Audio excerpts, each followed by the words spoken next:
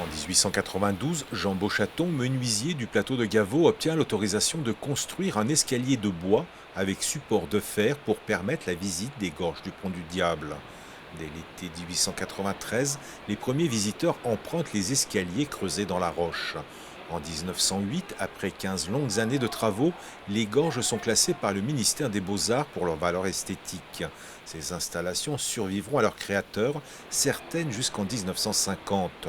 Aujourd'hui, les gorges du Pont du Diable accueillent chaque saison plus de 50 000 visiteurs. Rien qu'en Haute-Savoie, on compte au moins une dizaine de ponts du diable. Des ponts, les uns naturels, les autres construits, comme à Mégève. Et le diable est présent partout, sous forme de ponts, sous forme de gouffres, de rocs également, de rochers, comme le roc d'enfer.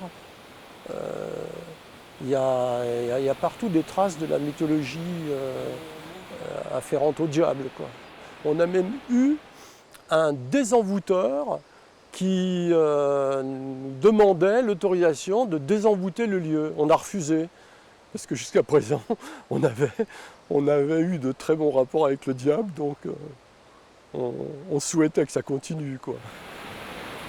La rivière coule à près de 50 mètres en dessous, au fond d'un véritable gouffre. Partout, l'érosion a produit de véritables sculptures dans un calcaire dur et les eaux de ruissellement l'ont recouvert de dépôts. C'est l'érosion qui gagne immanquablement de la lenteur, de la permanence de la nature, mais en même temps de sa modification permanente.